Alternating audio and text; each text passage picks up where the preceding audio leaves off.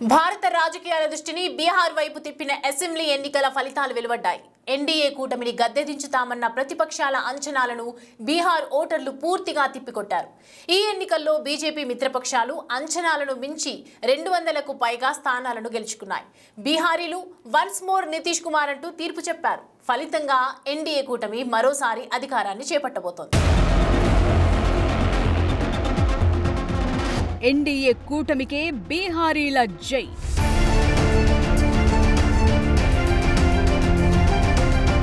మెప్పించని Rahul Tejashwi combo.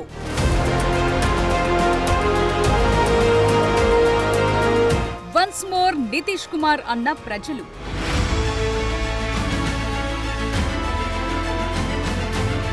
బీహార్లో హోరాహోరీగా సాగిన ఎన్నికలు చివరికి ఎన్డీఏ కూటమిని విజేతను చేశాయి. కాంగ్రెస్ పార్టీ ఓట్ చోరీ, రకరకాల ఆరోపణలు చేసిన బీహార్ ప్రజలు వాటిని పట్టించుకోలేదు. అభివృద్ధి, సంక్షేమానికి ఓటు వేశారు. తద్వారా నితీష్ కుమార్, నరేంద్ర మోదీ నాయకత్వానికి మరోసారి జైకొట్టారు. వాస్తవానికి బీహార్ ఫలితం కాంగ్రెస్ పార్టీకి ఇలా వస్తుందని అంచనా వేయలేదు. ఆర్జేడీ అస్సలు ఊహించలేదు. బీహార్ అసెంబ్లీ ఎన్నికల్లో ఎన్డీఏ కూటమి విజయ ఢంకా మోగించింది. 200కు పైగా సీట్లతో ఎన్డీఏ కూటమి తిరుగులేని విక్టరీని అందుకుంది. సర్వే సంస్థలు అంచనా వేసినట్టే నితీష్, మోదీ జోడీ వైపు మొగ్గు చూపారు బీహార్ ఓటర్లు. ఓవైపు నితీష్ కుమార్ ఎప్పటికప్పుడు కూటములను మార్చేసే అలవాటున్న ఆయన చేసే అభివృద్ధి మంత్రం ముందు ప్రజలు వాటిని పెద్దగా పట్టించుకోలేదు. పైగా కేంద్ర ప్రభుత్వంలో జేడీయూ అత్యంత కీలక భాగస్వామిగా ఉంది. ఫలితంగా బీహార్కు నిధులు, ప్రాజెక్టుల కేటాయింపుల్లో పెద్దపీట వేస్తున్నారు ప్రధాని మోదీ. దీంతో మరోసారి ఎన్డీఏ కూటమిని గెలిపిస్తే రాష్ట్రం మరింతగా అభివృద్ధి పదంలో దూసుకెళుతుందని విశ్వసించారు బీహార్ ప్రజలు. ఇక మహాగఠబంధన్ మాత్రం ఏ దశలోనూ ప్రజల నమ్మకాన్ని చూరగొనలేకపోయింది. కేవలం జేడీయూ, బీజేపీపై పసలేని విమర్శలు చేయటం మినహా మరేమీ చెయ్యని పరిస్థితి. పోనీ అవినీతి ఆరోపణలు చేద్దామంటే వారికేమాత్రం అవకాశం ఇవ్వకుండా చూసుకున్నారు సీఎంగా ఉన్న నితీష్ కుమార్. దీనికి తోడు తమ కూటముల మధ్య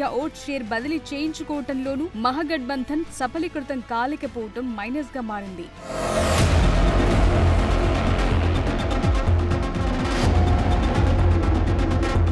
ఎన్డీఏ కూటమికి కలిసొచ్చిందేంటి?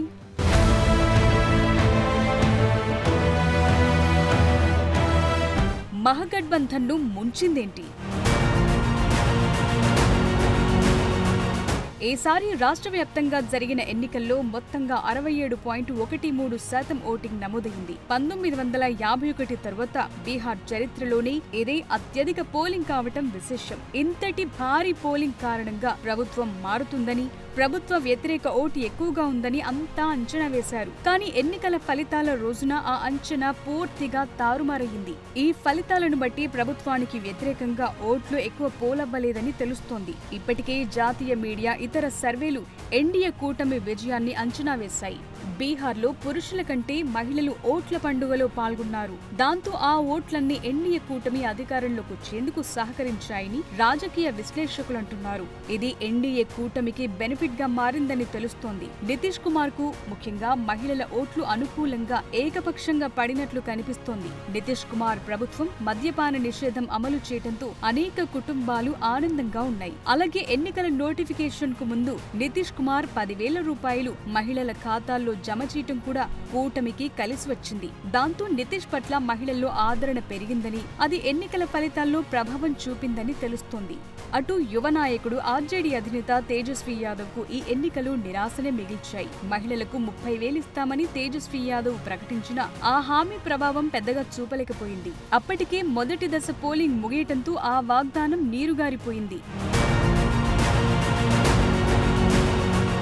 నిజంగా అనేక రాష్ట్రాల అసెంబ్లీ ఎన్నికలకు ముందు బీహార్ విజయం ఆ కూటమికి మంచి బూస్ట్ ఇచ్చినట్లే. త్వరలోనే ఉత్తరప్రదేశ్, పశ్చిమ బెంగాల్, తమిళనాడు రాష్ట్రాల్లో ఎన్నికలు జరగనున్నాయి. ఈ 3 రాష్ట్రాల్లోనూ పాజిటివ్ వేవ్ తో వెళ్లాలంటే బీహార్ అసెంబ్లీ ఎన్నికల్లో బీజేపీ అలయన్స్ గెలవటం ముఖ్యమైంది.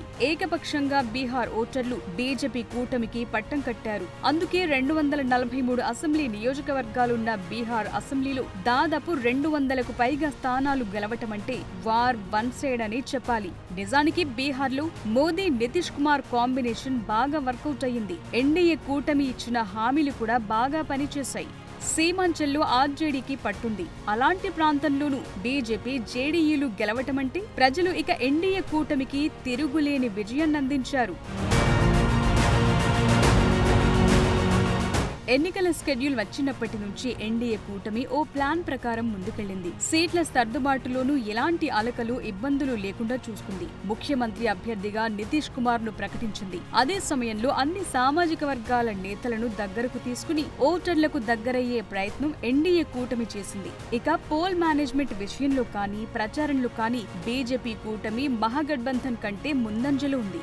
ఆర్జేడీ వస్తే అవినీతి పెరుగుతుందన్న బీజేపీ, అందులోనూ మోదీ పదే చేసిన ప్రచారం ప్రజల్లోకి చొచ్చుకు వెళ్లింది. అన్నీ కలిసి బీజేపీ కూటమికి కలిసి వచ్చినట్లే కనిపిస్తుంది. మొత్తం మీద ఈ ఎన్నికల్లో ప్రజా వ్యతిరేకత కన్నా నితీష్ కుమార్ పరిపాలనపై మహిళల బలమైన ఆదరణ, మోదీపై నమ్మకం ఎన్డీఏ కూటమికి చారిత్రక విజయాన్ని అందించాయని పొలిటికల్ ఎక్స్పర్ట్స్ చెప్తున్నారు. కాలం మారింది, కథ మారింది. దశాబ్దాలుగా ఈ దేశాన్ని ఏకఛత్రాధిపత్యంగా ఏలిన కాంగ్రెస్ పార్టీ నేడు దేశవ్యాప్తంగా తన పట్టును కోల్పోతూ అస్తిత్వ సంక్షోభాన్ని ఎదుర్కొంటోంది. 2004కు ముందు ఒకలా, 2014 తర్వాత మరోలా కాంగ్రెస్ పరిస్థితి పూర్తిగా మారిపోయింది. బీజేపీ ఆధిపత్యం పెరిగిన తర్వాత ఒకప్పుడు అధికారాన్ని పంచిన కాంగ్రెస్ నేడు ప్రాంతీయ పార్టీల సహకారం కోసం ఎదురు చూడాల్సిన దుస్థితికి చేరింది. దేశ రాజకీయాలకు కేంద్ర బిందువుగా కాంగ్రెస్ పార్టీ.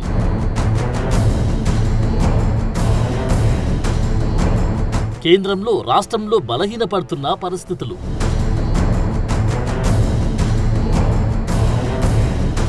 రెండు 2014 నుంచి కోలుకోలేకపోతున్న కాంగ్రెస్.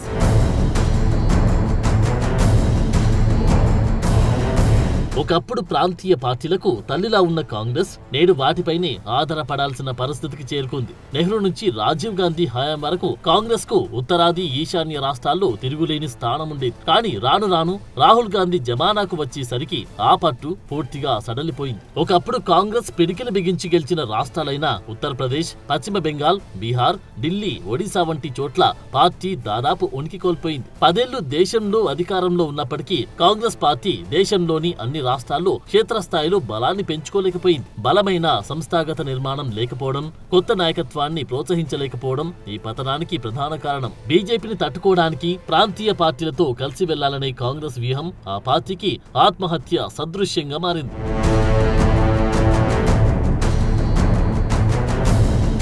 అనేక రాష్ట్రాల్లో కాంగ్రెస్ పార్టీ ప్రాంతీయ పార్టీలిచ్చే సీట్లపైనే ఆధారపడాల్సిన పరిస్థితి నెలకొంది. ఈ పొత్తుల కారణంగా కాంగ్రెస్ ఆయా రాష్ట్రాల్లో సొంతంగా పుంజుకునే అవకాశం లేకుండా పోతుంది. బీహార్లో ఆర్జేడీ వంటి పార్టీలు బలపడడానికి కాంగ్రెస్ పరోక్షంగా కారణమైంది. మహాగఠబంధన్ లో భాగమైనప్పటికీ కాంగ్రెస్ స్థానాలు దారుణంగా పడిపోతున్నాయి. ఇక మహారాష్ట్రలో కూడా కాంగ్రెస్ పొత్తులతోనే బరిలోకి దిగింది. ప్రస్తుతం రాజస్థాన్, మధ్యప్రదేశ్, కర్ణాటక, తెలంగాణ వంటి కొన్ని రాష్ట్రాల్లో మాత్రమే కాంగ్రెస్ జాతీయ పార్టీగా ఒంటరిగా పోటీ చేసే తాను నిలుపుకోగలిగింది. ఒకప్పుడు రాష్ట్రాల్లో ఉన్న బలమైన నాయకత్వం రాను రాను బలహీనంగా మారింది. రాష్ట్ర నేతలకు సొంతంగా నిర్ణయాలు తీసుకునే స్వేచ్ఛ లేకపోవడం, కేంద్ర నాయకత్వంపై అధికంగా ఆధారపడడం ఇబ్బందికరంగా మారింది. బలమైన కాంగ్రెస్ నేతలు విడిపోయి ప్రాంతీయ పార్టీలు పెట్టుకోవడం కూడా పార్టీకి భారీ నష్టం చేకూర్చింది.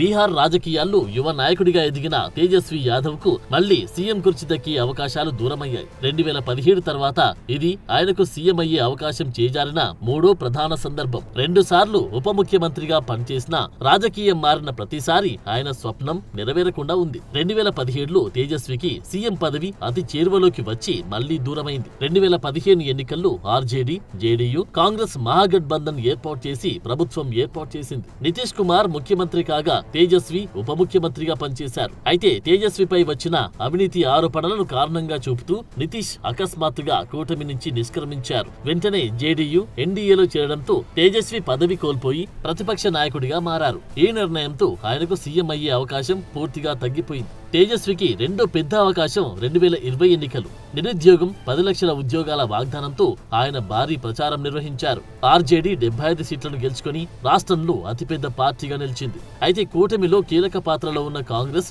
కేవలం 19 సీట్లకే పరిమితమవడంతో మహాగఠబంధన్ మెజార్టీ మార్కు చేరుకోలేదు. కాంగ్రెస్ పర్ఫార్మెన్స్ కారణంగా కూటమి కీలక సీట్లను కోల్పోయింది. ఫలితంగా ఎన్డీఏ 125 సీట్లతో తిరిగి అధికారాన్ని కాపాడుకుంది. కేవలం కొన్ని సీట్ల దూరంలోనే తేజస్వికి సీఎం పదవి మళ్లీ చేజారిపోయింది.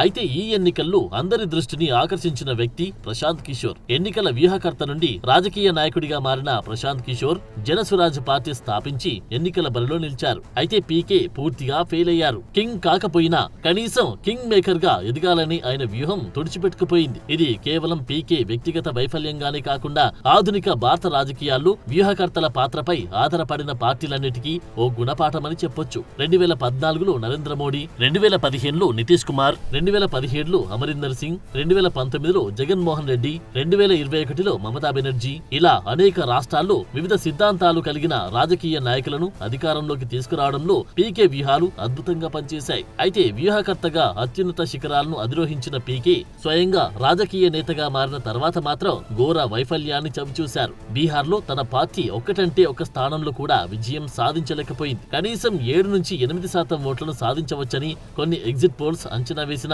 ఆ అంచనాలు కూడా తప్పాయి. చివరికి పార్టీకి చెప్పుకోదగ్గ ఓట్లు కూడా రాలేదు. దీంతో ప్రశాంత్ కిషోర్ కు చేదు అనుభవం ఎదురైందని చెప్పొచ్చు. కేవలం వ్యూహాలు, ప్రచారం, సోషల్ మీడియా మేనేజ్మెంట్ ద్వారా అధికారం లభించదని ప్రశాంత్ కిషోర్ స్టోరీ తెలియజేస్తోంది. ప్రజాబలం, పార్టీ నిర్మాణం, నాయకులపై నమ్మకం అనే పునాదులు బలంగా ఉంటేనే ఏ పార్టీ అయినా అధికారంలోకి రాగలదు అని నిరూపించింది. బీహార్ ఎన్నికల్లో జనసురాజ్ పార్టీ బొక్కబోర్ల పడడానికి అనేక కారణాలున్నాయి. ఎన్నికల ముందు పీకే చేసిన పాదయాత్రలు, క్షేత్రస్థాయి పర్యటనలు మీడియాలు హైలైట్ అయ్యాయి. కానీ ఎన్నికల్లో గెలుపునకు అవసరమైన బలమైన సంస్థాగత నిర్మాణం, ప్రతి బూత్ లో పనిచేసే కార్యకర్తల వ్యవస్థ జనసురాజ్ కు కొరవడింది.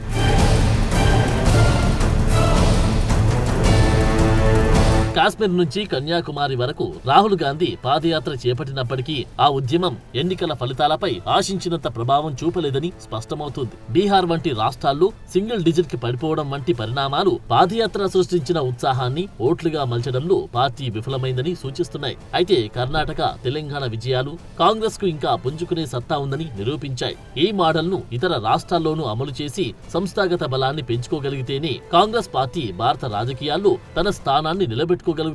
లేదంటే జాతీయ స్థాయిలో ప్రాంతీయ పార్టీల నీడలో మస్కబారక తప్పదు అనేది రాజకీయ పండితుల మాట.